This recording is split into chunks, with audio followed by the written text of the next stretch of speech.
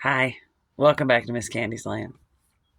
So today, I kind of had a headache all day, so I was like thinking I wasn't gonna do a video today.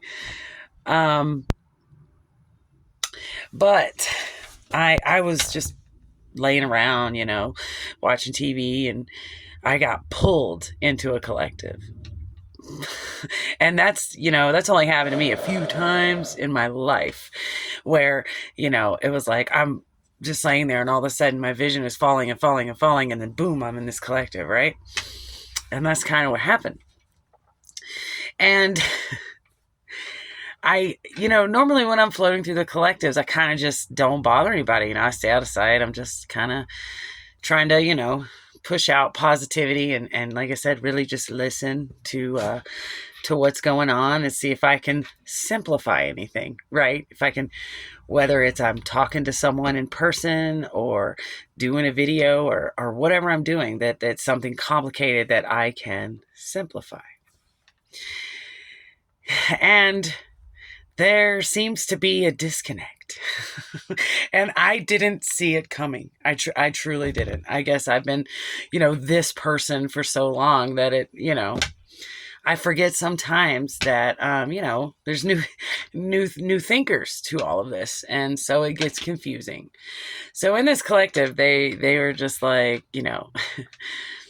you need to simplify this. This is causing a problem. Again, like not that long ago, but a video I did where I woke up because there was all this bickering. Well, this bickering is happening as they were showing me, between collectives. It's not even. It's like a debate. And so here's what it is, and I'm just gonna tell you like a little. The reason I didn't see this is because I thought I'd answered this a long time ago, like years and years and years ago, and I know not to you viewers, but in a collective sense. I used to be a homestay parent for Korean nationals wanting to see America. So I did that for 2 summers.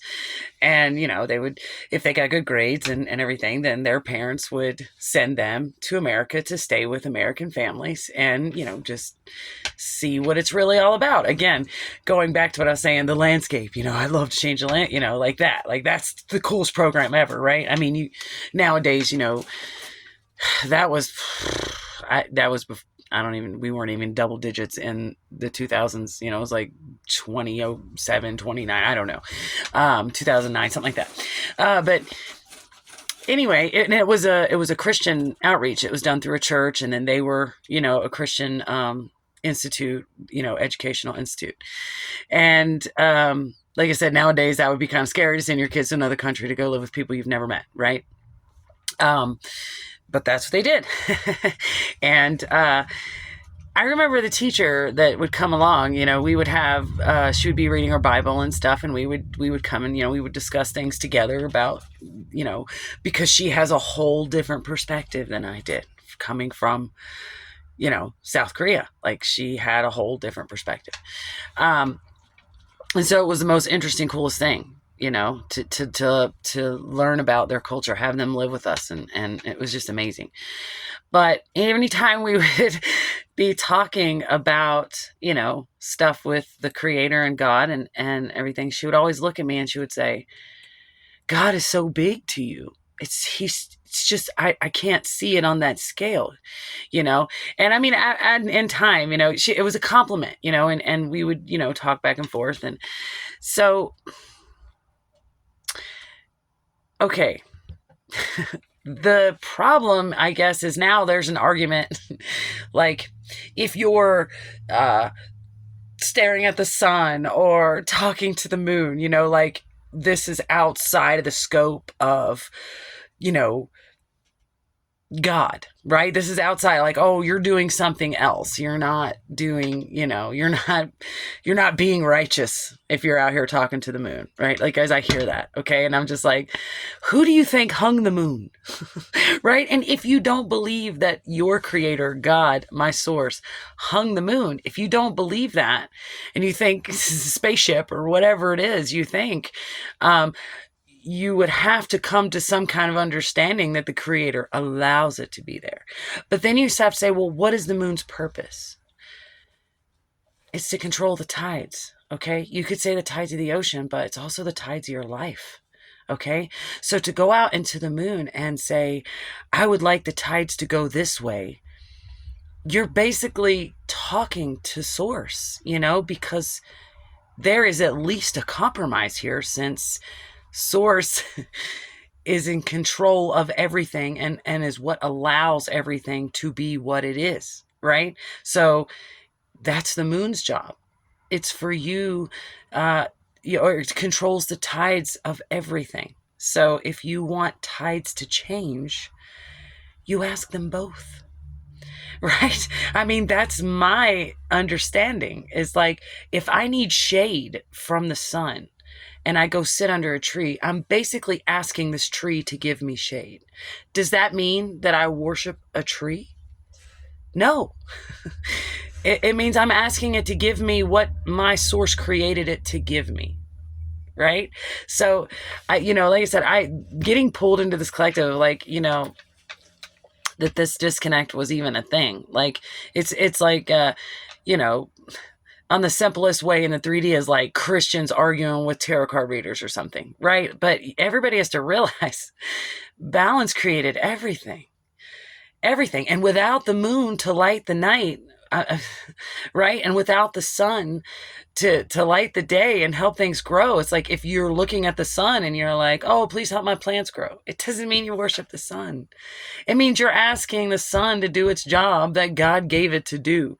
And maybe you're asking for it, on a more personal level, which is what that mystery inside yourself is all about. So you decide how you want to proceed in this arena.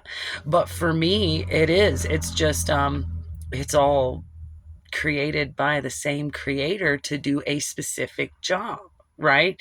You can look at it in a school setting. You have a teacher and a principal, and then you have the person that built the school, right? Are you going to ask the person who built the school what your homework assignment is? No, you're going to let it continue to build more schools or look after the school, right? You're going to go ask your teacher, right? But that doesn't mean you love your teacher more than the person that built the school for the teacher to be there in the first place. So I'm just trying to simplify this so that, because people are actually being hard on themselves in this. And it's like, I'm just, I came to simplify that. I came to show you that creator is huge. It's bigger than anything, and it creates everything. Okay. Everything. And then it gives you all the little sources. So if you're out here doing like nefarious things under the moon, like black magics and voodoos and all that, you're going to get what you put out. Like, that's why it's created this way. It's your choice. It's your choice. Do you just want to ask the moon to help you and do its job? And, you want to acknowledge that it has that job and be grateful that it's a light in the night, and the stars as well, that, you guys light up the night for me. Thank you. You control the tides. You give me hope, because when it's dark and you look up and you see light, I mean, is that not hope? So I did just want to clarify that you can talk to the moon. You can ask a tree to give you shade. You can ask the sun to grow your plants. That's what it's there for. That's what it's there for. And whoever pulled me in that collective, like, I thank you. Thank you, because I think when I set it out, and then I, years and years ago, I guess it left me. It left me and gave me peace in that. So I didn't take into consideration, if I don't explain certain things first, that it might get confusing, right? But the basis is, it's the creator of balance creates everything and gives it its job. Gives it its job, and it's up to you to ask for a different waiter, or it's up to you to, ask for warmer weather, more rain, like all those things. It's up to us to ask and you shall receive. Okay. And yes, if you don't feel comfortable talking to the moon, then just talk to source and he'll tell the moon for you. Right. That's how I see it. And like I said, with the moon being like a mother figure, for me, that's something I needed in my life. So, you know, maybe that's why I see it that way. But I am going to pull a card today from the Secret Language of Light, to see if we can get like a clarity on this. Again, you know, I really appreciate whoever you were, you know who you are, who pulled me in and said, yo, can you simplify this? And I was like, oh yeah, the simplest answer is always the answer. Okay. God made everything, so you can feel free to chat with it like you and ask for whatever you want, you know? Let's see. What do you want to close this with?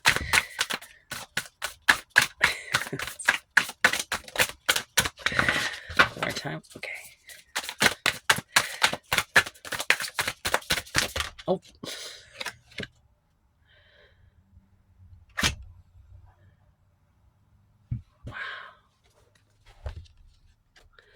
Yeah. I'm just going to hold that right there. This is what I'm trying to explain. Everything is separate, but all together. Okay? And you don't have to have any kind of fear. What's on the bottom? You don't have to have any kind of fear talking to flowers, animals. I mean, you know, I ask my animals to do all kinds of stuff for me, right? Just like I ask the moon, because my creator made it all, put it in my life for a reason, right? And that's me understanding my internal mystery and how I handle it and deal with it. You're going to do it however you do it. That's the point. That's the point, for you to come to your own understandings and what you're comfortable with.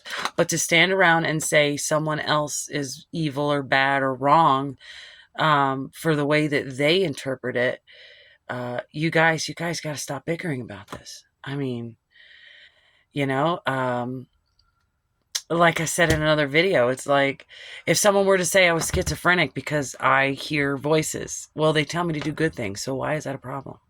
So if I'm asking the moon to change the tides in my life, or to keep them same, or to calm them, or whatever, that's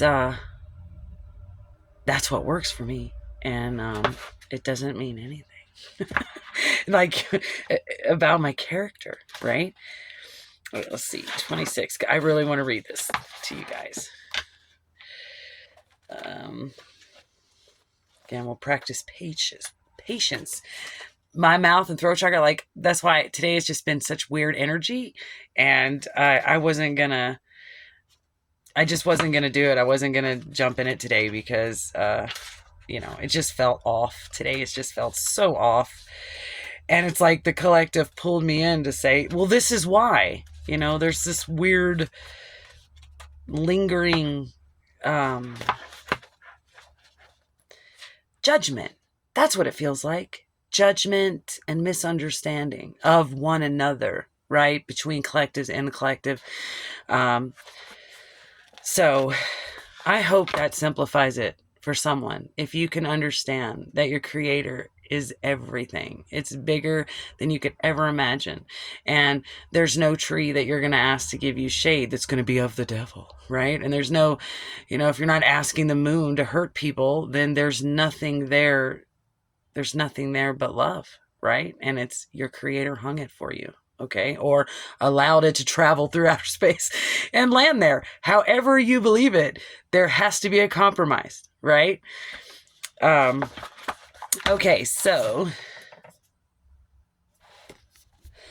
Vesica Pisces, if that's how you say it. Creating soul truth in the world.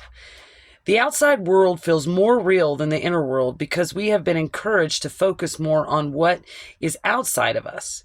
We learn to give things that can be seen by others or touched by us more importance than what we feel.